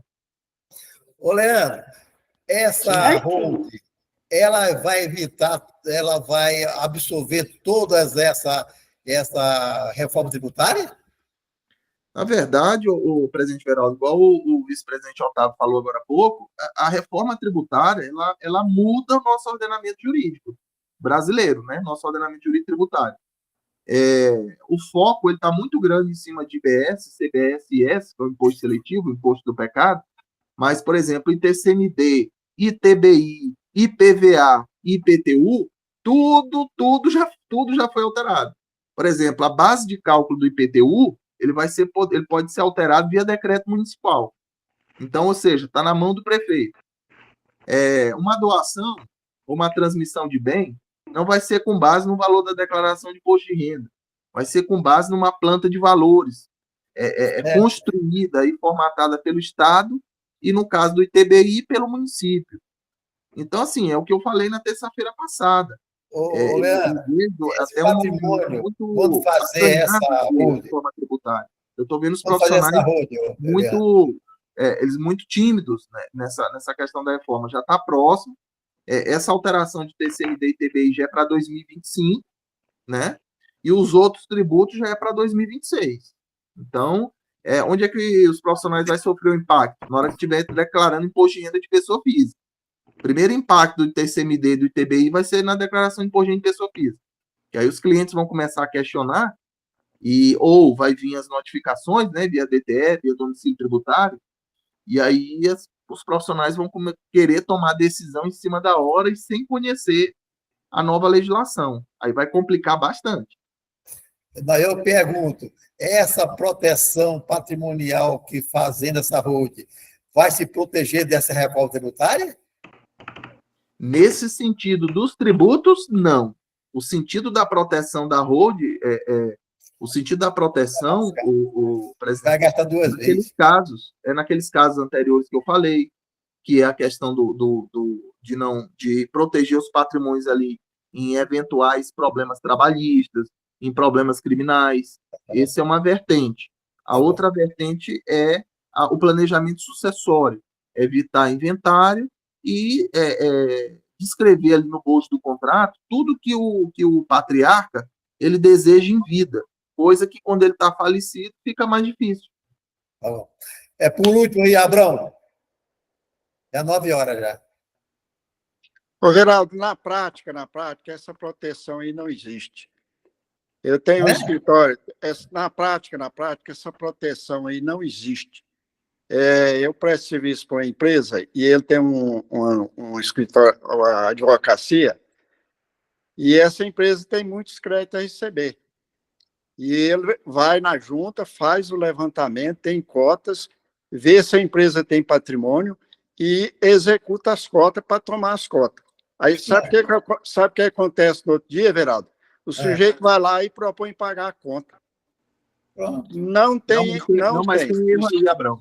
Isso aí, Leandro, eu vejo na prática todo dia. Não, eu sei, Abrão, mas do jeito que você colocou aí, tem uma falha aí. Ele só vai na cota de capital do patriarca se ele não gravou uma cláusula de usufruto transferindo os bens para os herdeiros. Porque aí o bem não é mais dele. Então não tem como Não tem como penhorar as cotas. Não tem como. A não ser se esse contrato ele foi mal formatado e não tem cláusula de usufruto. Aí eu concordo. Everaldo, eu tenho outro escritório aí que especializou em desmanchar hold mal feita. E está tendo muito serviço. Sei. Aí você falou certo. O contrato ele foi redigido de maneira equivocada. Mas se tiver a cláusula de usufruto transferindo o bem para o herdeiro, não tem como penhorar as cotas de capital. Não tem como. Porque o bem ele não é mais do patriarca. O bem. Mas quando você transfere o imposto de emissão, emissão, Leandro. Hã? Se você transfere o bem para o herdeiro, qual é o imposto de emissão, hein? Não, Everaldo, estou falando outra. Já estou falando que o Bruno está falando de vender as cotas, de penhorar as cotas. Já é outra coisa que a gente está falando. Pois é, mas se eu transferir o bem para o herdeiro, há um imposto de emissão já na hora da holding. Fala, Vanildo. Everaldo, só para a colega, se ela estiver escutando, ela já está aí. Pra você ver, o contrato bem feito diz tudo, é muita diferença na holding, é um contrato bem feito. Então, assim, não é contador que vai se meter nisso. Você pode até saber tudo disso, mas assim, não, um chama para você, não sei o quê, mas assim, porque como envolve patrimônio, ainda mais discussão depois de herdeiros, um contrato bem feito, herdeiros ou terceiros, que às vezes a pessoa está devendo Deus e o mundo, quer blindar o patrimônio contra esse Deus e o mundo, que constitui uma hold para isso, não é nem para fim de sucessão. Então, contrato bem feito mesmo, tem que ser por um bom advogado, isso custa caro, e não é o contador que vai redigir ou incluir cláusulas que o advogado está pedindo. Tá certo. Bem, pessoal, já é 9 horas, certo? A polêmica está boa, certo? A gente pode voltar novamente isso aí. Hoje foi interessante, 9, nunca passou das 9, né? 9h03, né? O que eu falo para você é muito bom, certo? Então, vamos ligar o microfone e até logo, até na terça-feira que vem. Boa noite a todos. Boa noite. Obrigada, Leandro, Vanildo. Obrigada Maria Aparecida, depois se você quiser pegar o meu telefone, você pode me ligar que eu te dou algumas dicas de alimentação, tá? Tá bom, eu tenho. Depois eu falo com você. Obrigada. De nada. Se eu conseguir meu dinheiro, você vai ter que estar aqui mais para me ajudar. Se você acha que escolheu mal seus aliados, você está escolhendo mal seus desafetos. Presidente Liberal. Sua filha já está trabalhando já em clínica? O que é? Sua filha já está trabalhando em clínica médica? A sua filha já está trabalhando em clínica médica? Não. Ela está dando plantão, por enquanto. Tá. Aí mas, rapaz, aquela danada da Receita, para soltar um CNPJ, está maior dificuldade, senhor. É para ela? É. É sociedade simples ou limitada? Ou empresária? Simples. Tá. Mas olha só, sociedade simples, ela vai ficar no simples ou no presumido? Vai ficar no simples. Tá, porque no lucro presumido de sociedade simples, ela já pede a redução do percentual. De 32 para 8.